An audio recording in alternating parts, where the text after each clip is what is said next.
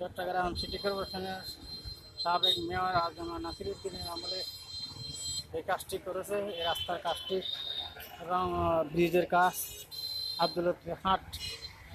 কিন্তু প্রিয় দর্শক মন্ডলী, আসসালামু আলাইকুম। এটি হচ্ছে 18 নম্বর ওয়ার্ড পূর্ব বাকলিয়া মেখান রোড আব্দুল লতিফ হাট। আব্দুল লতিফ হাটের পুলে ব্রিজের উপর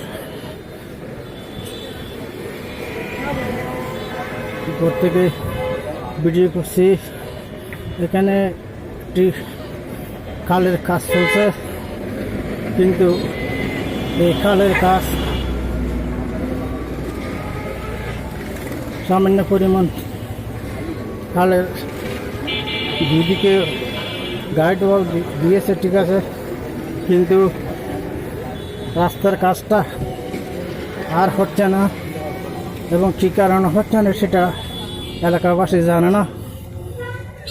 এই জন্য সিটি কর্পোরেশনকে এবং সিডিএকে অভিযোগ করছি যে আমাদের এই বাকলিয়ায় আব্দুল লতিফ হাট থেকে কালামি বাজার পর্যন্ত রাস্তাটি একেবারে চলাচল অযোগ্য হয়ে গেছে।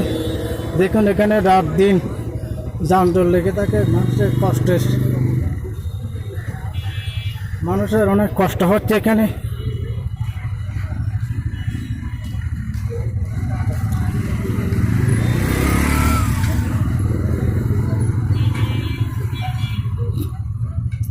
আমরা দাবি জানাচ্ছি যে এই রাস্তাটার কাজ যাতে দ্রুত সম্পন্ন হয়,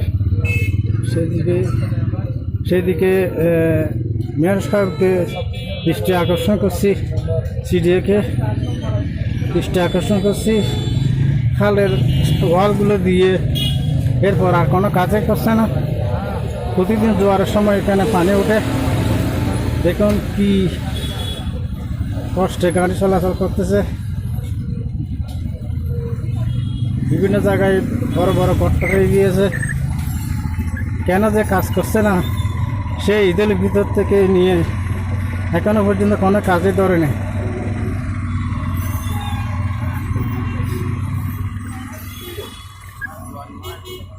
এটা হচ্ছে আব্দুল লতিফ হাটের খাল। খালটা এখন পুরোপুরি পরিষ্কার।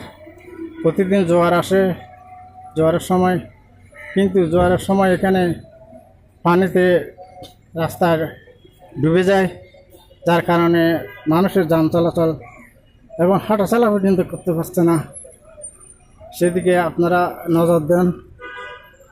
এলাকাবাসীর দাবি হচ্ছে রাস্তাটা যেন দ্রুত কাজ করে ফেলে।